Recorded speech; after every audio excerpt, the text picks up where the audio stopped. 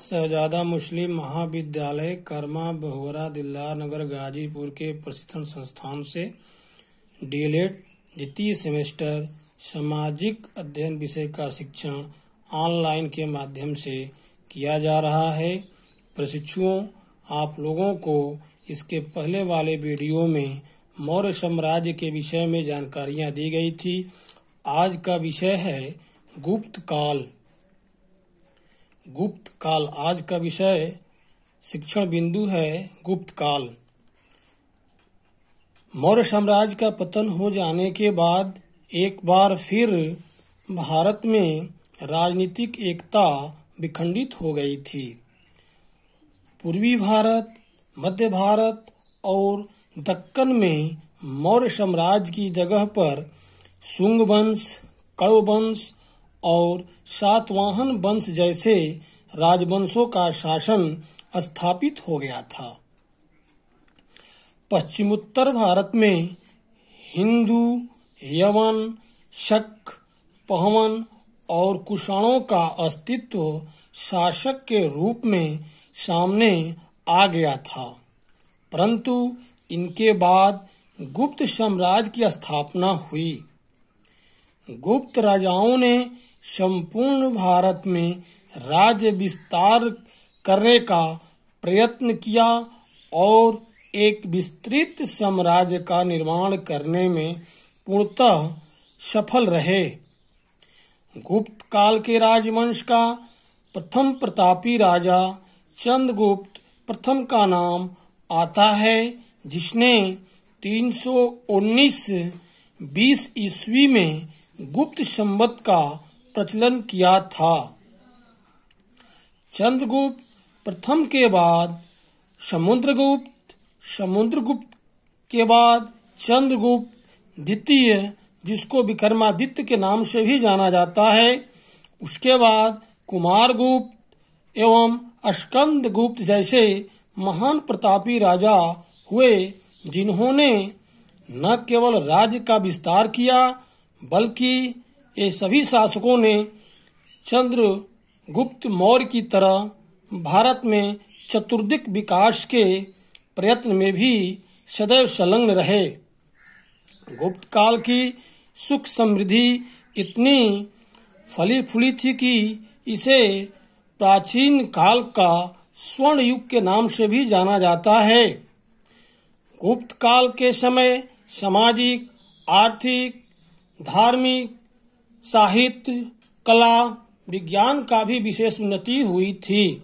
इसका प्रथम बिंदु है गुप्त काल की सामाजिक दशा। गुप्त काल की सामाजिक दशा। गुप्त काल में वर्ण व्यवस्था के नियम कठोर थे। ब्राह्मणों को समाज में ऊंचा स्थान था। इन्हें भूमिदेव की उपाधि दी गई थी। क्षत्रियों का मुख्य कार्य प्रजा का पालन करना या रक्षा करना, शासन करना, रण क्षेत्र, देश और धर्म की रक्षा इत्यादि था। वैश्य वर्ण वाणिज्य व्यवसाय में लगे रहते थे। इस काल में वर्ण परिवर्तन की अनुमति थी। परिवार को समाज की आधारभूत इकाई माना गया था। संयुक्त परिवार प्रथा को ज्यादा महत्व दिया जाता था। समाज में अंतर्जातीय तथा बहुविवाह का प्रचलन था। स्त्रियों को संपत्ति का अधिकार था और वे शासकीय कार्यों में भाग ले सकती थी। सती प्रथा प्रचलन में थी। पर्दा प्रथा प्रारंभ नहीं हुआ था। चीनी यात्री फायान का कहना था कि यहाँ के लोग शाकाहारी थे। वे लहसुन, प्याज तक भोजन में नहीं लेते थे। शराब उपयोग में नहीं लाई जाती थी। गुप्त काल में सूती वस्त्रों का प्रचलन ज्यादा था। संपन्न वर्ग रेशमी वस्त्र धारण करते थे। अधो वस्त्र तथा शाल का प्रयोग पुरुषों द्वारा तथा साड़ी, दुपट्टा, नीवी अर्थात लहंगा का प्रयोग स्त्रियों के द्वारा किया जाता था। पुरुष पगड़ी भी बांधते थे। स्त्री पुरुष दोनों को आभूषणों का शौक था। कर्णफूल, मोती, स्वर्ण की मालाएं, कंगन, हार, चूड़ियां, करधनी, पाजेब, भुजबंध आदि इस काल के प्रमुख आभूषण थे। गुप्त काल की आर्थिक दशा। गुप्त काल की आर्थिक दशा। गुप्त काल में कृषि उन्नति की ओर अग्रसर थी। नहरों, कुओं, तालाबों तथा झीलों का निर्माण सिंचाई के उद्देश्य से किया गया था। कृषकों को जरूरत होने पर राजकीय सहायता दी जाती थी। कृषि कर के रूप में उपज का 16वां भाग लिया जाता था। कृषि के साथ साथ उद्योग धंधे का भी विकास हुआ था। वस्त्र उद्योग, चमड़ा उद्योग, हाथी दांत उद्योग, धातु उद्योग इत्यादि इस काल के प्रमुख उद्योग थे। इस काल में व्यापार उच्च सीमा पर था। व्यापार स्थल एवं जल दोनों मार्गों से होता था। सामुद्रिक व्यापार विशाल जलयानों द्वारा किया जाता था। ताम्रलिपि, वृक्कक्ष और सुपरीक सोपार प्रमुख बंदरगाह थे। आयात निर्यात की प्रथा थी। पाटलिपुत्र, उज्जैन, भड़ौच, वैशाली और ताम्रलिपि इस समय के प्रमुख व्यापारिक केंद्र थे। गुप्त काल की धार्मिक दशा। गुप्त काल की धार्मिक दशा। गुप्त काल में ब्राह्मण धर्म का बहुत महत्व था। इसे राजकीय संरक्षण प्राप्त था। गुप्तकालीन नरेशों ने अश्वमेध यज्ञ करने का परंपरा थी।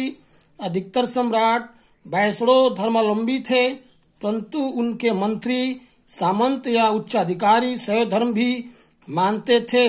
इससे ऐसा प्रतीत होता है कि उस समय धर्म पालन का स्वतंत्रता भी थी। इस काल की शक्ति पूजा के रूप में भगवती, भवानी, गौरी, पार्वती, अन्नपूर्णा इत्यादि देवियों की उपासना की जाती थी।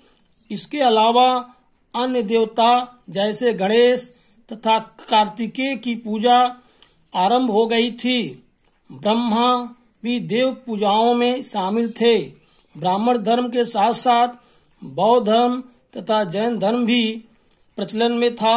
नालंदा विश्वविद्यालय बौद्ध धर्म का प्रमुख केंद्र था। गुप्त काल की शिक्षा। गुप्त काल की शिक्षा। गुप्त काल में शिक्षा की पद्धति अत्यंत संगठित थी। शिक्षण कार्य गुरुकुलों में होता था। वेदों की शिक्षा के साथ साथ पुराण, स्मृति, तर्कशास्त्र, दर्शन शास्त्र, न्याय, व्याकरण इत्यादि की भी शिक्षा दी जाती थी। इस समय तक्षशिला विश्वविद्यालय का प्रभाव कम हो गया था। नालंदा विश्वविद्यालय की स्थापना शक्रादित्य ने इसी समय में की थी। गुप्त काल की साहित्य कला। गुप्त काल की साहित्य। गुप्त काल में संस्कृत की राष्ट्रीय भाषा के रूप में मान्यता प्राप्त थी। इस काल के प्रमुख साहित्यकार हरिसेन, वीरसेन तथा भट्टी थे। कालिदास, मातगुप्त, भारवी इसी काल के कवि थे। रघुवंश, मेघदूत जैसे ग्रंथों की रचना कालिदास ने की थी। कालिदास के 3 नाटक भी लिखे गए थे। इनका नाम अभिज्ञान शाकुंतलम, मालवीय तथा विक्रमोर्वशीय है। शूद्रक का मृच्छकटिकम और विशाख दत्त का मुद्रा राक्षस इसी युग की देन है। अन्य ग्रंथों में विष्णु शर्मा का पंचतंत्र तथा नारायण भट्ट का हितोपदेश इत्यादि ग्रंथों की रचना हुई है। गुप्त काल का विज्ञान। गुप्त काल का विज्ञान। गुप्त काल में विज्ञान का विकास भी चरम सीमा पर हुआ था, क्योंकि ज्योतिष, गणित, आयुर्वेद, खगोल शास्त्र इत्यादि पर अनेक ग्रंथ लिखे गए। आर्यभट्ट को आर्यभट्टियम, वराहमिहिर की बृहत संहिता, ब्रह्मगुप्त की ब्रह्म सिद्धांत जैसे रचनाएं इसी काल की हैं। चरक द्वारा संहिता का निर्माण भी इसी काल में हुआ। इसके अतिरिक्त भी कई ग्रंथ इसी काल में लिखे गए। गुप्त काल की कलाएं। गुप्त काल की कलाएं। गुप्त काल वास्तुकला की दृष्टि से प्राचीन काल का स्वर्ण युग के नाम से जाना जाता है। इस समय के भवन निर्माण अति विशिष्ट भवन के रूप में उपलब्ध हैं।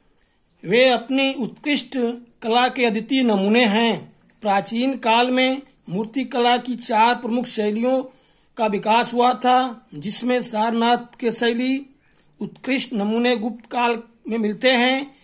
यहाँ धर्मचक्र प्रवर्तन करते हुए महात्मा बुद्ध की भव्य मूर्ति इस काल की कला का बेजोड़ उदाहरण है। इस मूर्ति का नमूना कोलकाता के राष्ट्रीय संग्रहालय में देखा जा सकता है।